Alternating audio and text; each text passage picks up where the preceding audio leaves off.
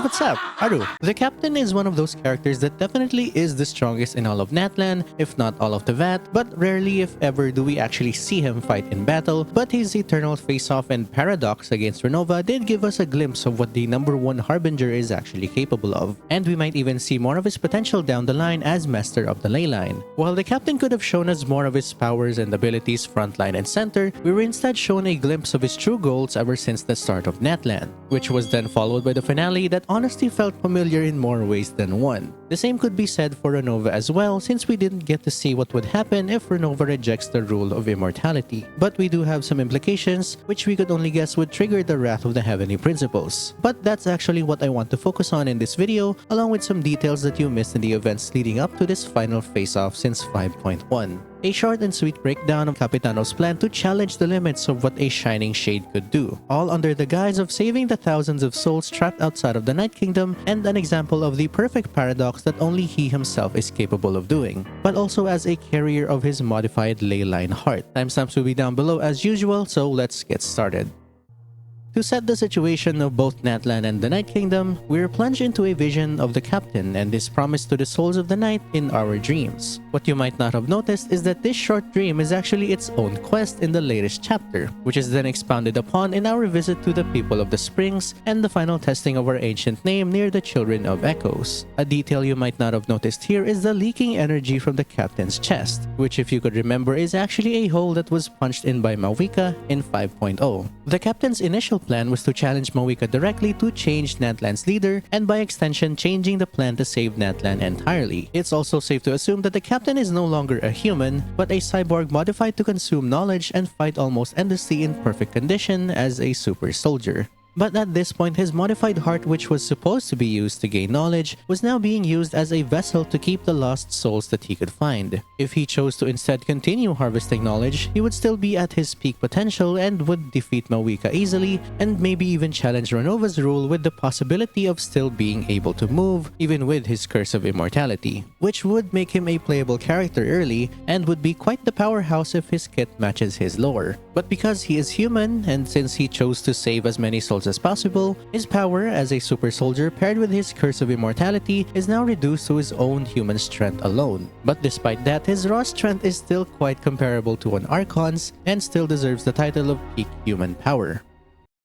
Moving on to our banquet in the People of the Springs, we were able to discern our dreams with Auroron's help, along with everyone else's dreams, which are actually final visions and final farewell meetings. Everyone except Kanich, who was busy finding and identifying falling comrades' bodies, which does imply the amount of losses that they had during the war. This phenomenon where you could meet and speak to fallen souls in dreams was actually only possible because of Mawika. After our battle, she actually had a special Night Warden war on her own using the power of the Divine Throne. This isn't through the rule of death, but rather through their stolen authority from the dragons, which is tied to, or rather chained to, the title of Archon, if you could remember the story from Fontaine. This authority allows the Ode of Resurrection to resurrect everyone, independent of when they actually won and died, having ancient names or not, and even allow a brief moment for the fallen to revitalize past selves in the Night Kingdom. This is why we can actually meet those fallen souls again during our journey through the Night Kingdom, from Bona, who had died 500 years ago without an ancient name, Guthred, who isn't even from Natlan, which is actually a story of Guthred, and even Ochkan's remaining consciousness through Coco Week, which is technically thousands of years old, and should technically be a dragon. This same surge of revival is also the cause of the number of souls that we see when we test our ancient name, which is how we were able to see some souls as vague floating spirits to fully revitalized souls that you can see and interact with. And yeah, I also cried in this scene. Something I find interesting here is the Divine Throne and the Pyro Authority's power to revive the fallen, which would likely have happened to Shiyu Coatl, the Pyro Sovereign. This means that the Pyro Authority has an innate ability to resurrect you when you die, and we've already seen the same stolen authority revive half-dragon hybrids through Ochkan, as well as a bunch of other people in the war. Whether or not this ability is unique to the Pyro Authority or that every other authority has the same ability is unknown, but something that could shed light on is the mention of the Dendro Archon, which if you could remember had power over dreams and memories. Auroron mentions that their tribe's power over dreams is nothing compared to the Dendro Archons, as she is the only Archon deeply connected to Irminsul where all ley lines connect. and this could mean that Nahida and the Dendro Dragon's authority lies with the use of dreams and memories. So theoretically, the Pyro Authority uses resurrection, and the Dendro Authority uses dreams, then the other 5 authorities also have their unique special domains of power. Comment below what you think the other 5 authorities could do. The ancient name created for us isn't just a symbol of hope for Natlan, but it's also the hope that we as the sibling travelers have for our future, as well as being best friends with Paimon. The multiple mentions of stars related to our name as well as the star motifs on our person reflects the constellation that we possess. But a descender is also someone that the Lord of the Night calls humanity, and our ancient name is that same hope and fire of humanity that we carry. This makes it all the more amazing since a normal human was able to discern our constellation. Xilonen and Citlali's Pilgrim Chronicle is Natlan's version of Mona's astrological scrying. But instead of scrying through one's constellation directly, it's a lot more tedious and difficult, since Xilonen needs to decipher all of our stories and emotions to craft our ancient names. Not to mention forging an Outlander as well as a Descender's name goes on top of that. We all know that words and roles have huge implications in the game. If you played Xilonen's story quest, you would also notice that same connection, and how words and names affect the actual person's memories. So crafting a Descender's ancient name just makes that all the more true. Moving on to our journey, the deepest depths of the Night Kingdom is actually where the Dragon Kingdom used to be. Right off the bat, the square where we meet the consciousness of our friends is accompanied by dragon statues similar to the one beneath Natlan. And it's also the few areas near the chamber of Gosoithoth with milder abyss corruption, meaning majority if not all of the Night Kingdom was corroded by the abyss, and that the Night Kingdom might have been created right on top of the Dragon Kingdom, just below Natlan. And the core of the Night Kingdom is the Sacred Flame, which means that that same core is where the Abyss made its nest 500 years ago, or maybe even 1,000 years ago. Whether or not the same core is where the Abyss first invaded into, or it simply made that part of the Night Kingdom its nest is still unknown. But the fact that Natlan's Sacred Flame still burns when the manifestation of the Abyss itself is sitting right on top of it is almost terrifying. The only explanation for it being barely touched by the Abyss until its final moments is because of Celestia's cleansing properties or the sheer elemental power of the Pyro Authority. But even with that power to burn bright, the Abyss was still able to steal words of the very Archons of Natlan, and some sound borderline tailor-made like it's actually the Abyss's own string of words. But if you read the description of our ancient name, these were actually the same words and feelings of the other Archons before they fell in their final moments. This scenario is similar to Simulanka and the past heroes in the Squirrel and Frog Kingdoms. All the previous Archons, despite their power and duty, still fell to despair because of the Abyss and its devouring corruption. If you read your ancient name's lore, you can see the folly and failure, and even the despair that every other Archon, including Xbalanque, had fallen to. So in a lore sense, the Abyss wasn't twisting the words of past Archons at all. It was simply repeating their words at the end or during their journey as Archons. First of which was Shumokul, who fought against his fallen comrades until the bitter end, which is highlighted by all of his lines about the agony of death. Next is Kochanina, who fought and led the Abyss to the sea long ago. In her final words, she reflects the end of her journey and a final deadly thought of embracing the Abyss, which is then followed by Nedengi the Man, who fought his whole life to be an Archon, but after he found out the truth of war and the Sacred Flame, he simply lost all hope, calling war a hopeless struggle and that the Abyss is the true master. Finally, Xbalanque and his 1,000-year-old lie, plunging Natlan into the endless cycle of war that it is today without any possible end in sight, and even calling forth larger monsters like possibly Goisathoth to feed on the Sacred Flame that he himself created.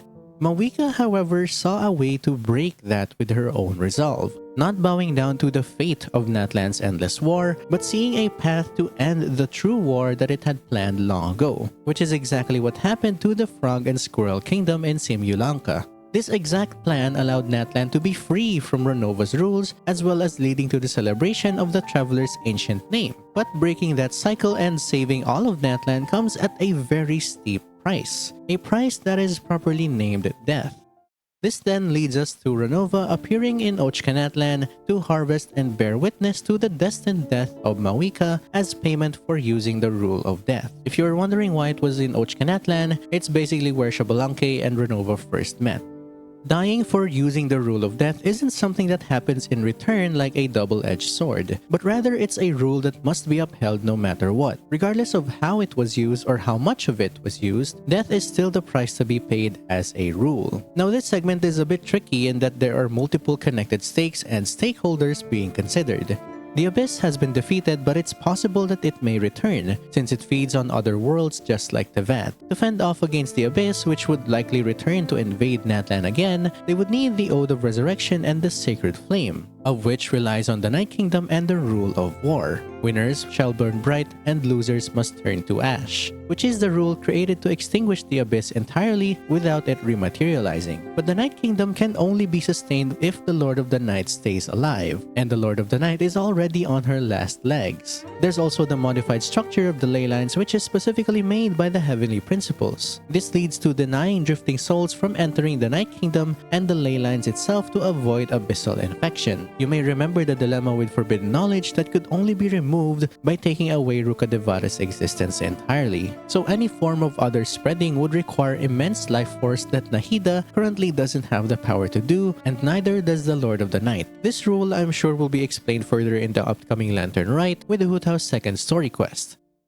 But back to Natlan, a strategy that Citlali suggested was to fight and feed the Sacred Flame. But we know that contending fire and the pilgrimage weren't enough to sustain it alone. Mawika also wants Natlan to use the pilgrimage as a test of strength instead of a desperate means for survival or a symbol of their war against the Abyss. But again, running from the rule would mean letting all of Natlan face countless deaths as compensation, mentioned by Ronova in 5.1. So the only option was Mawika's life to pay for using the Rule of Death and save Natlan from the hold of the Abyss, as well as freeing their souls from endless war, but also to feed the Sacred Flame and keep the Lord of the Night and the Night Kingdom running for 300 or so years, giving time for the next Archons to search for a new way to feed the flame. It's funny that the captain's intentions, although heroic, are actually rooted in the 500-year-old grudge against Celestia. Now this is where the paradox comes in to not only pay for the same rule, but also to test the limits of Ronova's rules as a shade. Roosevelt, a fellow Genshin lore tuber, covered a video about Capitano cheating death long ago, and she pretty much got it down to a T. And you can check out her video in the description down below. Now because Ronova wants to bear witness to a death worthy of her rule being used, the captain can function as a replacement for Mawika to give the Lord of the Night its needed life force and then restore the ley lines of the Night Kingdom, but also becoming the master of the ley lines, bridging the gap between Outlanders and Natlanese. Those living in Natlan can now leave their borders, which they previously couldn't before, while souls that do not belong to Natlan or any drifting souls can now be accepted into the Night Kingdom and be cleansed of possible abyss. This allows Mawika's survival and to lead her people in the new era she ushered, but it also allows the Lord of the Night to live virtually for eternity and cleanse any form of the abyss, restoring all of Natlan's ley lines and connecting those ley lines to the rest of the Vat, much like the original ones. This may sound like a heroic move, but deep in the captain's modified heart, it's a form of sweet revenge fueled by his anger and hatred. We've seen Capitano's hatred in 5.2, but we've also seen a glimpse of his plan in 5.1. And in 5.3, we know that there's thousands of souls screaming inside his ear for 500 years. Challenging the Rule of Death by triggering a paradox not only shows his sheer force of will to end his mortal undeath with death, but he also challenges the limits of Ronova's rules, of which she herself cannot reject. If she rejects her rules now, either the Heavenly Principles would awaken to punish her and the Vat, but even worse, it would allow the 5 sinners to run amok without any restraint for finding more forbidden knowledge. Cursing all of the Conrians might have been just a safer bet considering how easily the Abyss and forbidden knowledge could spread. And I highly doubt that the Shades or the Heavenly Principles could track which specific person has forbidden knowledge within them either. But her deal with Xbalanque is complete, so her rule must also stand. Someone of equal value to her rule must die, but the curse of immortality must also remain intact, which leaves her with no choice but to watch over the captain to fulfill both the Rule of Death and trigger the paradox of immortality, which if left unchecked would uproot the natural order of the world, particularly her domain of death. Quite an ironic twist that would have ended far worse if Ronova had more power than she has. But it might also mean that her power only relates to her rule, and cannot delve into other areas that she cannot control, like life, time, space, or even fate. Her only rule is that someone must die, and she cannot decide which life, what place, when it happens, or how it is written. A very powerful but also frustrating ability for all the shades to have. But this paradox might just trigger a bigger paradox that even the heavenly principles couldn't handle. And we only have the ley lines to thank for keeping us out of the abyss's reach. And the first Harbinger just became its master.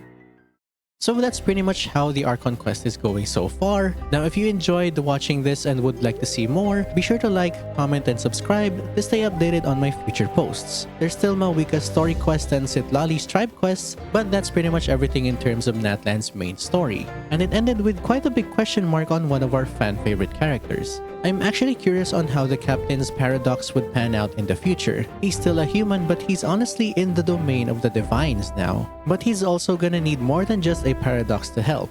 Anyways, that's it from me. I'll see you guys in the next video. Yeah, like on video, just comment the bell for more of my ramblings and stay banterists. Bye!